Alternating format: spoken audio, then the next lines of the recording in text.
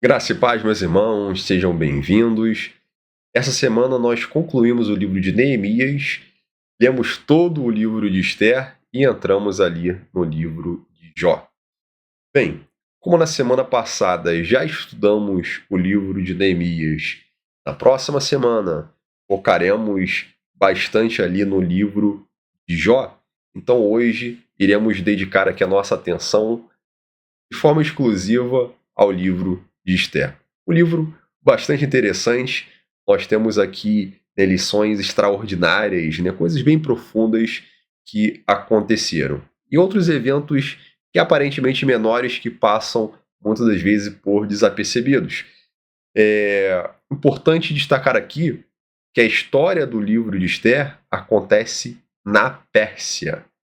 Ou seja, lembrando que povo de Judá, certo? Reino do Sul, foi deportado para a Babilônia, certo? Estavam no exílio. E aí, lá ficaram por 70 anos, e aí vem Ciro, o Grande, e vamos ver que libera o povo, certo? Alguns vão voltando para Jerusalém, certo? Alguns vão voltando. A primeira leva, a segunda leva, a terceira leva, enfim.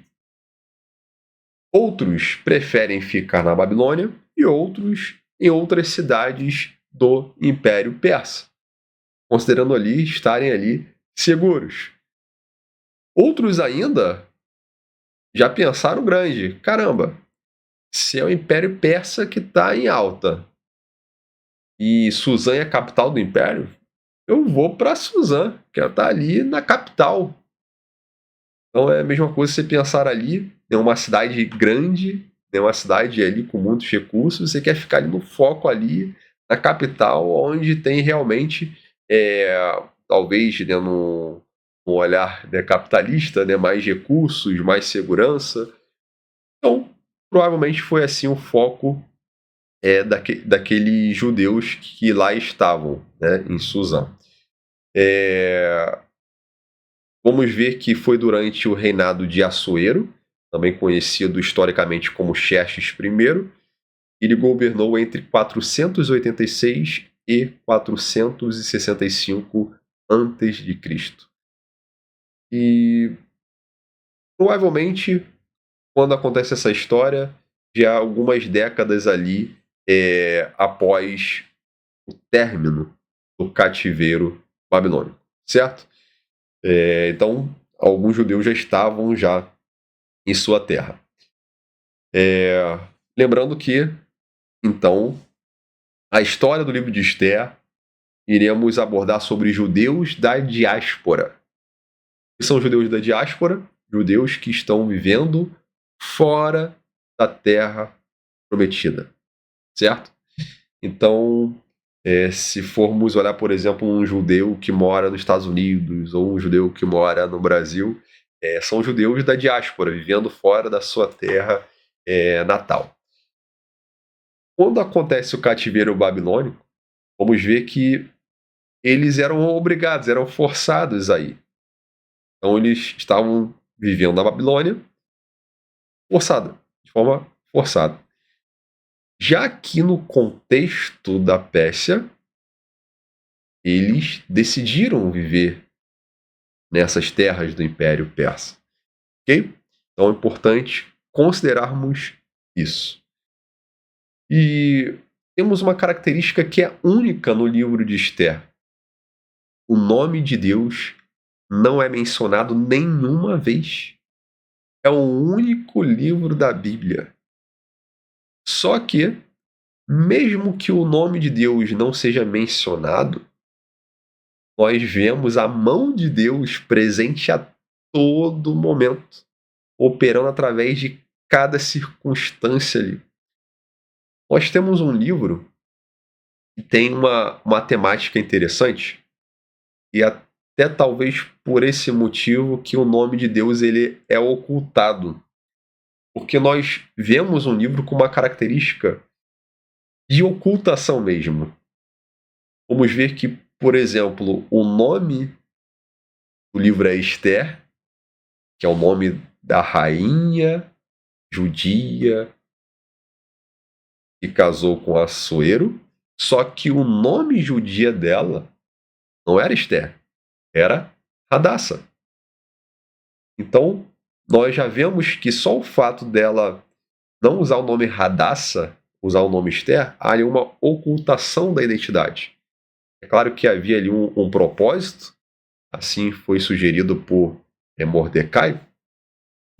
Até aproveitando aqui, eu já falei Mordecai, talvez você tenha lido na sua Bíblia, viu ali Mardoqueu. Algumas Bíblias estão com pronúncias diferentes, Mordecai, Mardoqueu. Isso às vezes acontece. Ou algumas Bíblias Xerxes e outras Assuero. Isso se dá por algumas opções de tradução diferentes. No caso ali de Xerxes, houve uma opção ali na Septuaginta e na Vulgata Latina de usar Atarxerxes. Então isso identificou, porque o nome hebraico que aparece ali literalmente é Hashverosh, que traduziram como Assuero. Mas quando pegaram na Septuaginta e na Vulgata e viram Atarxerxes, identificaram, olha, então esse rei é o Xerxes I. Então, algumas traduções de português colocou ali direto Xerxes I. Okay? E quanto ao nome Mordecai, ou Mardoqueu, enfim, tem essas duas opções. Os irmãos só precisam entender que é a mesma pessoa.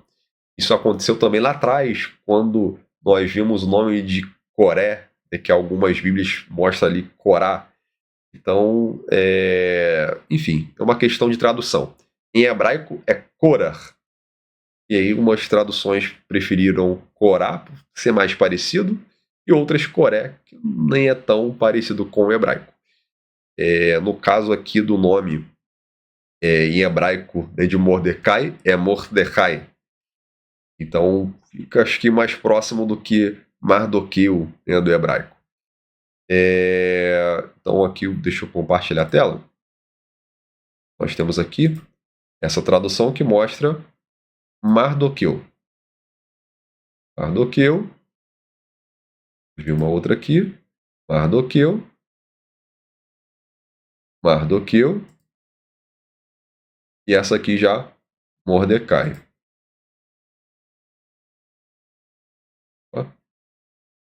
Mardoqueu. Mardoqueu. Então, várias traduções, a gente vê uma variação, Mordecai e Mardoqueu. Então, é a mesma pessoa, Mardoqueu, Mordecai, não sei o que você vai encontrar aí, mas é o mesmo nome. Deixa eu colocar aqui no hebraico. No hebraico nós temos essa palavrinha aqui, ó, Mordecai. Então, o que parece um pouco mais é Mordecai, mas se quiser usar Mardoqueu, fique à vontade. Isso são apenas aí tradução do nome. Bem, então,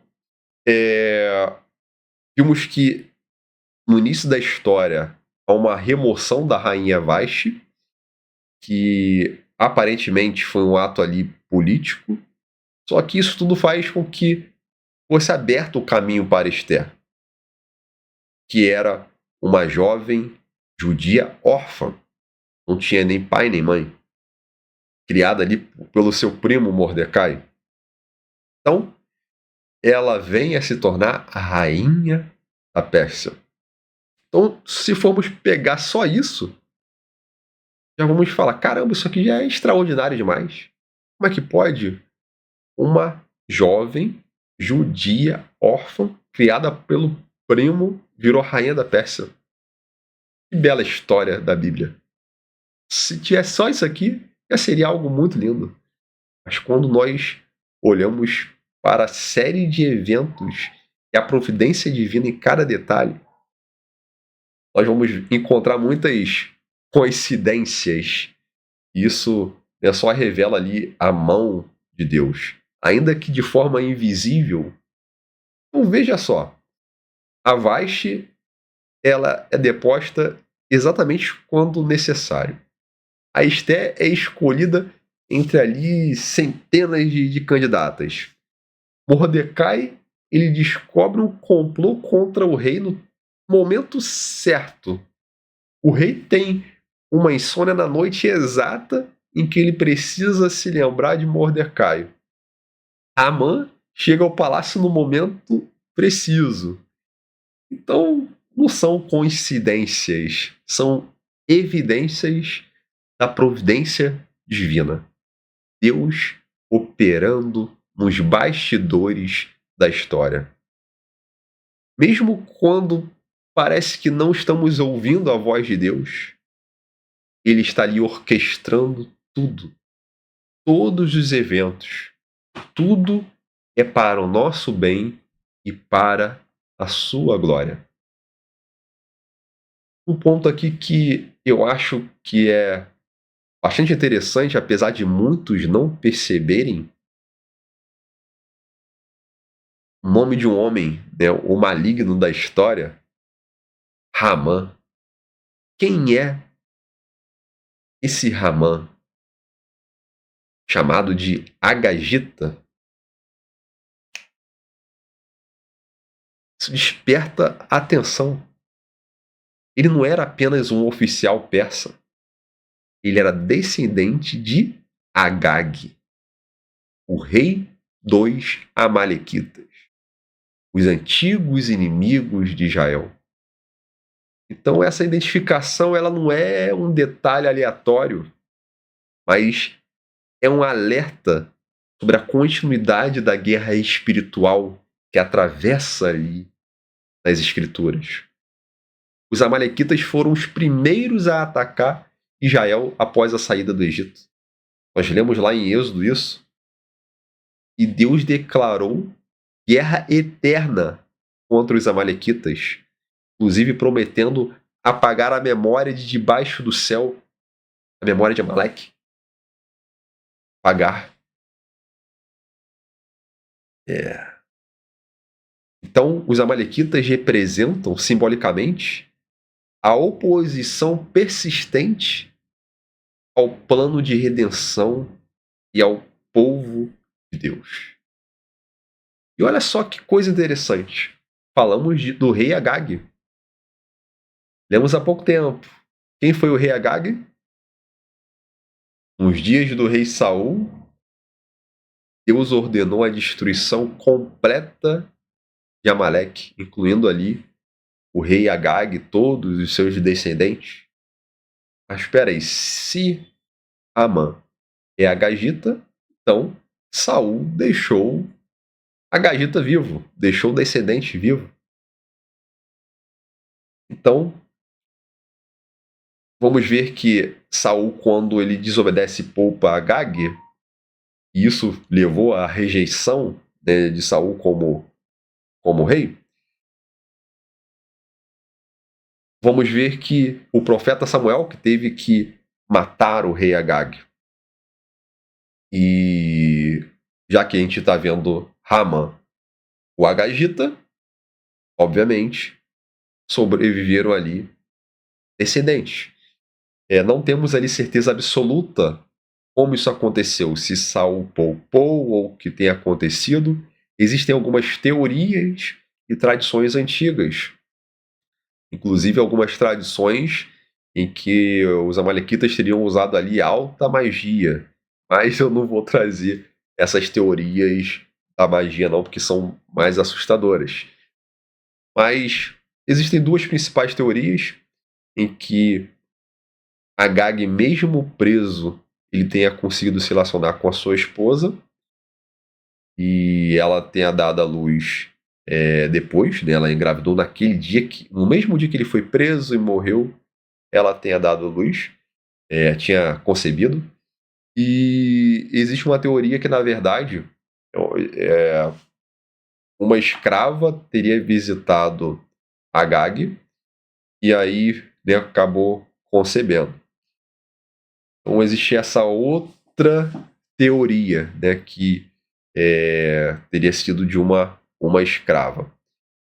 Mas só o fato de lermos que ele era agagita já demonstra uma certa luz, até mesmo no motivo da fúria de Ramã contra os judeus. não foi uma questão só política, foi uma questão espiritual, uma questão ancestral. Foi uma inimizade já muito antiga e voltou a acontecer novamente na Pérsia de Xerxes I. E, novamente, tempos passam e isso tudo vai acontecer novamente. Porque se pararmos para pensar, que país do mundo hoje autodeclara-se inimigo número 1 de Israel? É o Irã. O Irã, tudo que é coisa ruim, tudo que é coisa de terrorista contra Israel, patrocínio, o Irã não ataca diretamente, mas tá sempre ali, ó, patrocinando tudo o Irã tá por detrás. São ataques por procuração, né? Usa outros. Mas o Irã é um novo nome para a Pérsia. É a mesma região onde essa história se desenrolou ali há mais de 2000 anos. Bem, então, quando Haman ele vai, lança Pur, tô meio resfriado, creio que os irmãos possam ter percebido, é meio rouco, forçando um pouquinho para falar. Então, Haman ele vai e lança Pur, que é sorte, para escolher a data do massacre. E desse termo vem o nome Purim, que significa sortes. Então, veja bem, ele usa ali um instrumento para escolher uma data para a aniquilação do povo de Deus. Mas, ironicamente, Deus vai e reverte essa sorte. E o dia planejado para a destruição se torna dia de livramento. E passa a ser comemorado até o dia de hoje, a festa de Purim. Agora veja, esse conflito entre Ramã e Mordecai, Ramã, um descendente de Amaleque, Agagita, e Mordecai. É interessante que existem tradições, inclusive alguns escritos aramaicos, que comprovam uma genealogia vindo do rei Saul. Pela Bíblia, nós encontramos alguns paralelos na genealogia. Dá para ver que ambos são benjamitas, são filhos de Quis, mas não fica muito claro que Mordecai é descendente de Saul. Mas existem alguns documentos, né, extra, fora da Bíblia, que tem assim, uma certa evidência desse parentesco. Se formos parar para pensar, é curioso. Caramba, Ramã, Agag, Mordecai, Saul. Parece um reencontro histórico. Só que, agora, diferente do erro de Saul, Mordecai ele age com sabedoria, com coragem, com fé. Vamos ver que Deus ele livra o povo. E vamos ver que nesse momento crítico, Mordecai desafia Esther. Uma das declarações mais marcantes de toda a Bíblia.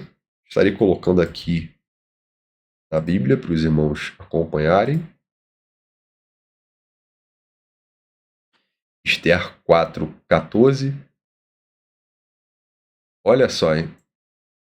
Os irmãos, obviamente, leram, né, os versos anteriores e posteriores, então vou ler só esse 14. Pois se te calares agora, socorro e livramento surgirão de outra parte para os judeus, mas tu e a tua família sereis eliminados. Quem sabe se não foi para este momento que fostes conduzida à realeza? E isso aqui é muito lindo. E aí, a Esther também dá uma resposta que é memorável. Se for preciso morrer, morrerei. Mulher corajosa. Vamos ver o quê? que ela convoca as servas e todo o povo judeu para jejuar. Então, vamos ver a força da união do povo em jejum, em oração, para um propósito elevado. E Deus ouve, meus irmãos, Deus ouve. Então, vimos que o livro não menciona o nome de Deus, mas vamos ver que só no fato do povo jejuar, obviamente, está fazendo algo ali para Deus, clamando a Deus. Então, e obviamente Deus salvou o povo. Então Deus está ali a todo momento no livro, ok? Inclusive em hebraico, né, nós temos o nome de Deus, né, de forma escondida também em alguns versos. Então tem alguns versos em hebraico que pegando algumas letras e dando uns pulos assim em cada palavra, pegando a primeira letra de cada palavra, você forma o nome de Deus. Então, como se fosse uma espécie de abreviação, você pega uma sigla, né, e você vai formando uma palavra assim, fazendo um acróstico. Então nós temos, né, o nome de Deus aparecendo diversas vezes assim no livro de Esther, pegando primeira letra de cada palavra. Bem, então vamos ver que Esther mobilizou, né, todo o povo para essa preparação espiritual. Então ela não agiu sozinha. E nós temos aqui um dilema, que é o dilema da assimilação cultural. E é muito relevante para os nossos dias. Estela havia vivido anos no palácio persa. Ela se adaptou à cultura local. Ela, obviamente, estava ali de acordo com os costumes da corte. E ela enfrentou o dilema de muitos crentes hoje.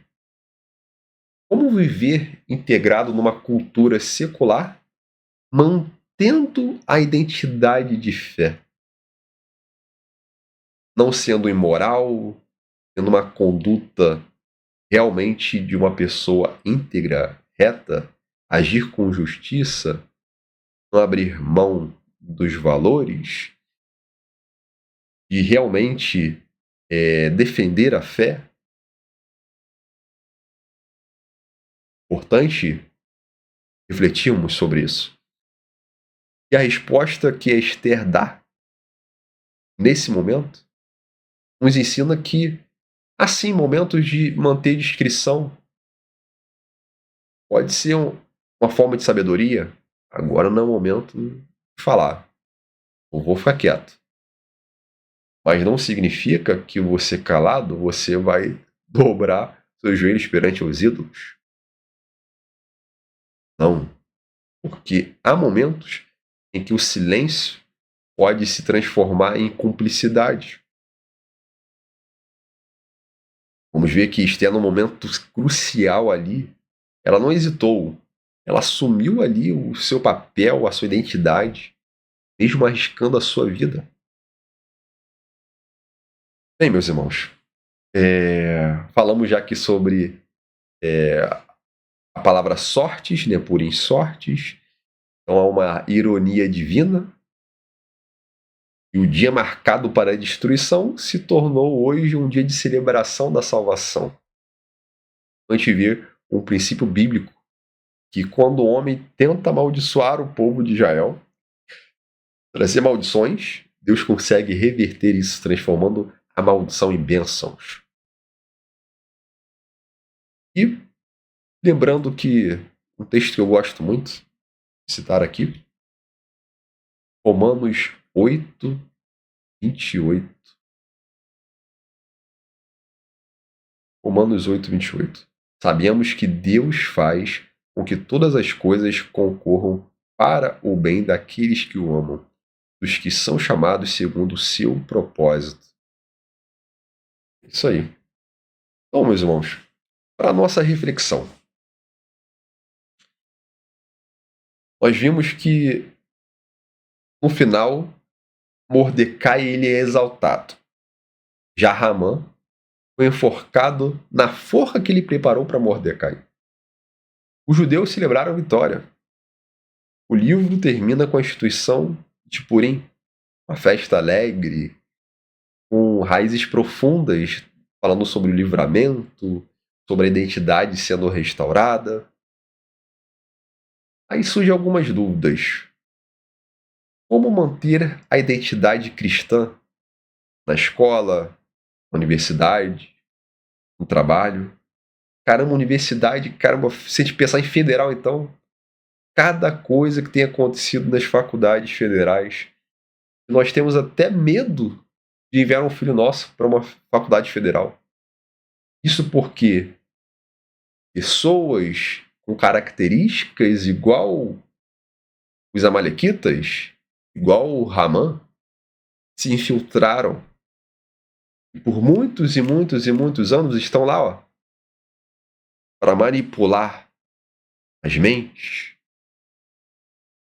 e de forma astuta estão conseguindo atingir uma geração inteira.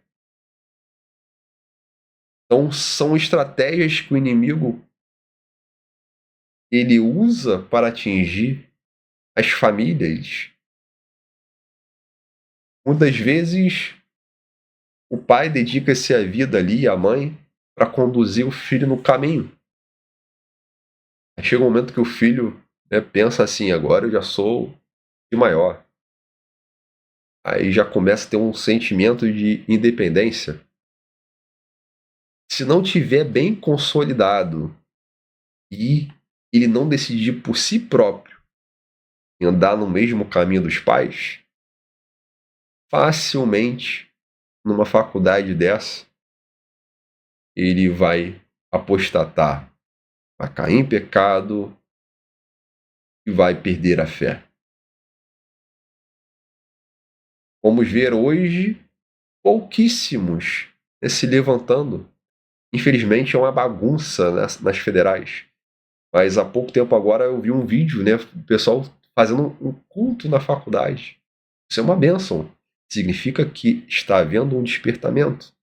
Tardio, mas está tendo.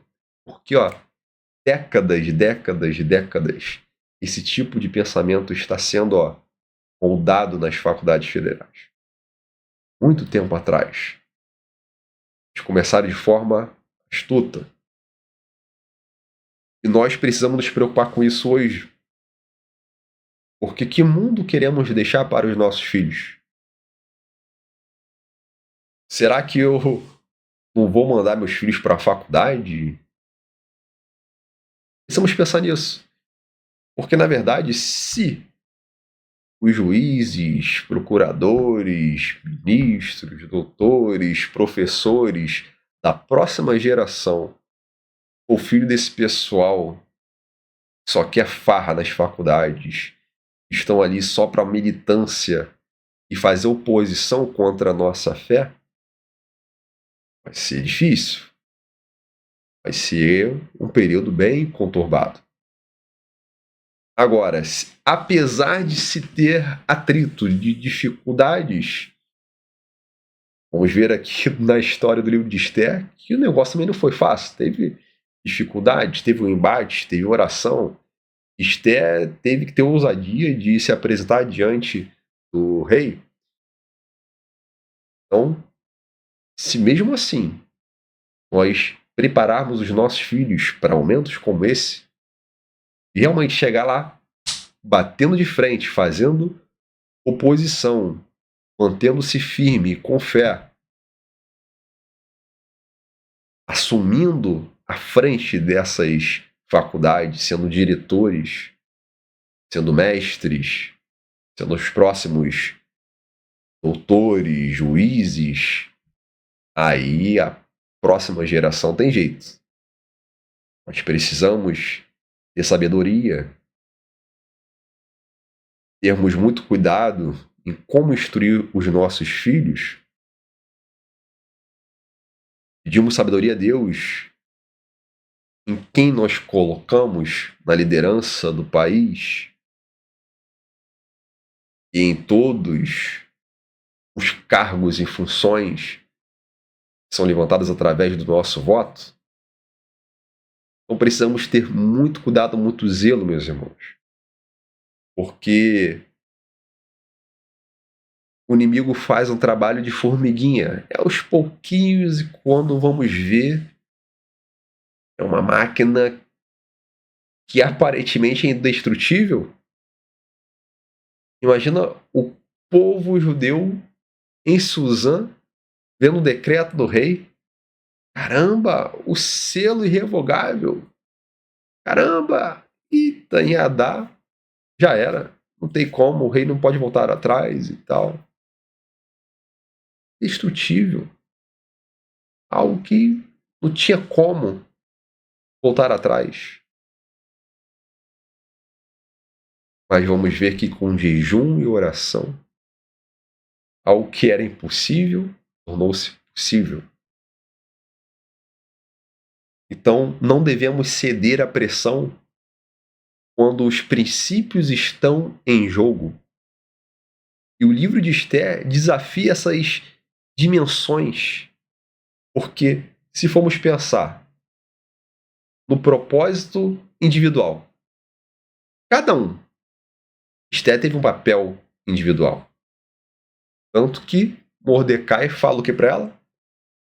Pode ser que para um tempo como este. Então não foi ali uma frase bonitinha, mas foi o quê? Uma lembrança do chamado. Reconheça o seu chamado, a sua posição atual, a sua influência, a sua profissão, os seus relacionamentos. Isso pode ser estratégico no plano de Deus. Lembre-se de onde Deus te colocou, que portas de influência você tem, como você pode usar a sua posição no reino. Da mesma forma, a gente aprende com Esther uma dimensão de coragem sacrificial. Se morrer, morri. Se perecer, pereci. Tem momentos que muitos cristãos, principalmente fora do Brasil, mas devemos orar, vigiar e lutar para que isso não aconteça também aqui no Brasil. E que muitos lá fora estão sendo perseguidos por causa da fé. E parece que há um plano para que isso venha acontecer aqui. Então, meus irmãos, atenção. Há momentos em que devemos escolher entre a nossa segurança pessoal e aquilo que é certo diante de Deus. Abrir mão da segurança para fazer o que é certo. No trabalho, defender os princípios cristãos, mesmo que isso venha causar inimizades, custar promoções, causar algum tipo de atrito, mas princípios devem ser defendidos. Na família, quando há pessoas incrédulas, de repente você precisa ter firmeza em tomar posição em questões ali morais. Isso é errado. Não pode. E na sociedade, conforme eu já falei aqui, quando a verdade está em jogo, não podemos nos silenciar. Somente no Brasil estamos vendo isso de forma clara. Então, muitos estão sendo silenciados. E é uma guerra que não se vence de formas naturais. Porque se formos olhar com os olhos humanos, não tem mais jeito. Porque quem está na cadeira mais alta na Terra parece estar ditando todas as regras de toda a nação, como o tal Haman. Mas quando o povo ora, quando o povo jejua, quando o povo decide assumir uma posição, as coisas podem ter uma reviravolta. E vamos ver uma outra dimensão também, que a Esther, ela preservou a sua identidade num determinado momento. Então ela viveu anos no palácio sem revelar sua origem. Mas quando chegou o momento certo, ela assumiu completamente a sua identidade judaica. Então, nesse mundo do politicamente correto, como nós mantemos a nossa identidade cristã? Você que está me ouvindo, se você estivesse na posição de Esther hoje, com a mesma influência, com os mesmos riscos, você teria coragem de se posicionar pela verdade?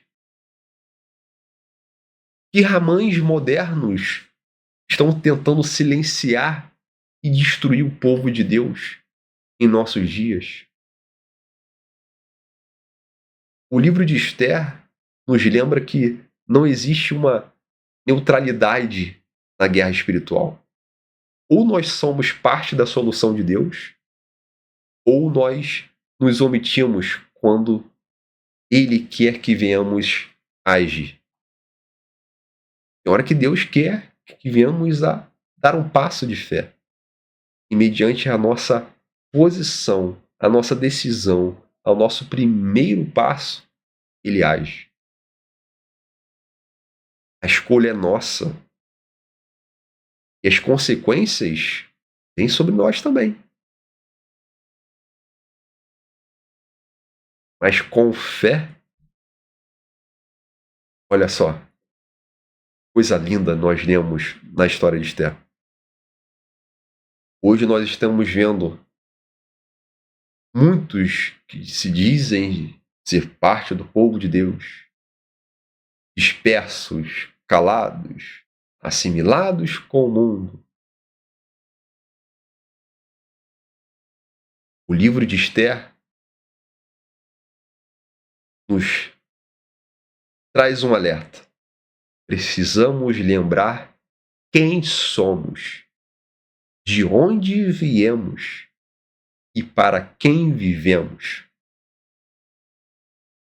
Como Mordecai disse, talvez estejamos exatamente aonde estamos para um tempo como este. Então fica aí como uma reflexão. Deus te abençoe grandemente. Nos vemos na próxima semana com mais um estudo bíblico.